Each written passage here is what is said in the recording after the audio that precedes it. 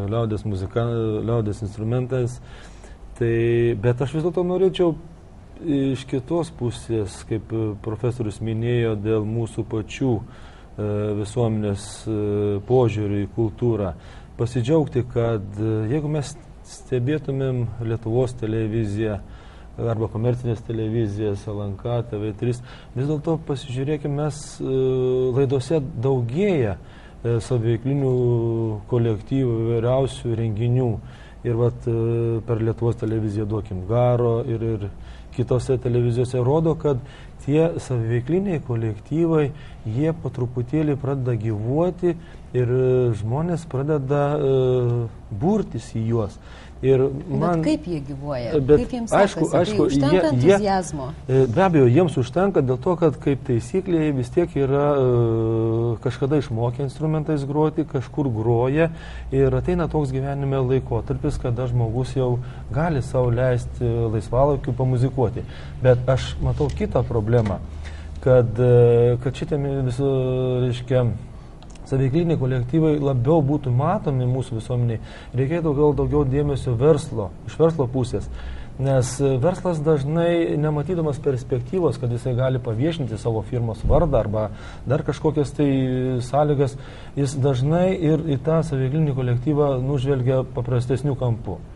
O reiškia, kita problema yra, kaip man teko susidurti, ir profesorius minėjo, tų, reiškia, saviveikliniams kolektyvams profesionalių muzikantų, koncertmeisterių, kurie organizuotų tą vadybą ir kur galėtų tas saviveiklinis kolektyvas save išreikšti. Čia, aišku, finansavimo klausimai atsiranda. Mes kaip vyko apie pinigus ir norėjau klausti pono Šavinio, kiek, pavyzdžiui, Šiauliuose yra skiriama kultūrai, kultūros plėtrai, kokios ten yra eilutės biudžete numatytos? Kultūrai dėja, reikia sakyti, kad skiriama labai mažai. 5,2 milijonų litų, tai yra labai mažai. Į didžiąją dalį čia sudaro darbo užmokestis. Čia kalbant apie finansavimą, matyti tikrai reikia pripažinti, kad kultūrai skiriama mažai ir pirmiausia gal pradėti kalbėti nuo atlyginimų. Šiuo metu kultūros darbuotojai su aukštuoju išsilavinimu, jeigu gauna apie 1000 litų, tai tikrai nepakenčiamas dalykas. Ir čia matyti mokytojų tie streikai, mokytojų reikalavimai, didinti atlyginimus sujudino kultūros žmonės, jie matyti neturi tokių jėgų, tačiau iš tikrųjų, kiek žinau, teko bendrauti su kultūros ministru, tai jau senokai jam primindavom, čia mūsų partiečiai, kad kultūros darbuotojams daugiau dėmesio atlyginimams skirti. Tai dabar vis dėlto yra pateikti pasiūlymai didinti atlyginimą, bet kai šią savaitę svarstėm čia švietimo kultūros sporto komitete tuos būsimosius atlyginimus, tai pagal tą prognozę po keliarių metų kultūros darbuotojų atlyginimas bus tik tai toks, koks šiandien yra visų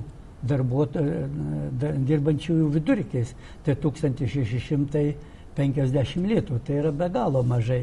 Ir čia iš tikrųjų aš manau, kad kiek kartų kreipiamasi čia nuo politikų, štai kur tikrai priklauso, ir kad kultūrai turėtų būti daugiau dėmesio skiriama ir finansavimas visapusiškai turi būti gerinamas. Dabar kartais keista, kad ir šiaip dar savivaldybė turi paremti kultūros įstaigas, kurios ne mūsų pavaldumo. Na, bet ką darysite, mes vis tiek naudojamės ir čia mes esam laimingi, kad turime teatrą, labai puikų Aušros muziejų ir kiekvienais metais mes dar jiems paremėm, tai čia jau virš tų visų minėtų mano skaičių. Tai ir dar džiugu, kad štai teatras, jeigu mūsų turbūt turi kitą kryptį negu Vilniuje tie avangardiniai, nežinau, toks žodis čia tinka, teatrai, kurių gal sunku, kad ten Koršunovą ar Vaitkų, ar ten ką nors Tuminą, kai kam ir suprast, tačiau yra didelė dalis žiūrovų, čia nėra provincija, Šiaulių teatras turbūt daugiau suprantamesnis. Tai čia mums jis tikrai mielas, malonus ir jis reikia palaikyti. Na, o Aušros muziejų tai tikrai reikia pagirti visapusiškai. tai jis ne tik savo eksponatais apsiriboja, bet kiek ten kultūros renginių, čia jau dviejų, sakyčiau, kultūros tokių sričių sintezė, kada puikus koncertai vyksta, kada net pilietiniai renginiai, štai ir vakar buvo Sąjūdžio 20-mečio minėjimo renginys ir jau ne pirmas, tai štai kur yra. Jeigu galima, aš truputėlį vieną mintį išsakysiu dėl finansavimo. Mes visi gerai pamename žiemos sezono metu, kada prieš Kalėdas vyriausybė skyrė premijas apskričių viršininkams, o kada, reiškia, buvo iškeltas klausimas, kodėl nėra lėšų kitiems, reiškia, biudžetinių įstaigų darbuotojams, tai buvo pasakyta, kad vis tiek tų lėšų, kiek galima bus premijuoti apskričių viršininkus, neužteks išmokėti premijams.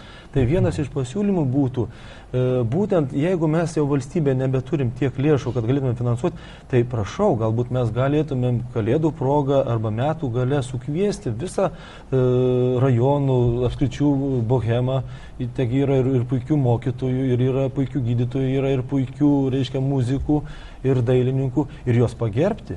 Ir jiems skirti galbūt dėmesį, kažkokį tai renginį pažymėti, nes kiekvieną dieną, kiekvieną savaitę rašant apie jų gerus darbus, mes tuose gyvenimiškose problemose ir pametame juos. Bet jeigu mes jiems skirsim dėmesio Kalėdų laikotarpį, manau, kad tikrai bus ir pinigai racionaliai panaudoti ir žmogus laimingesnis jausis. Bet tai ne alga, tai ne darbo užmokestis. Aš norėjau klausimą pasakyti, ponui Rimkui yra. Šiaulių mugėse labai kenčia tautodailininkai. Visą plotą užima vien parduotuvės, o tautodailininkai nustumti į šoną.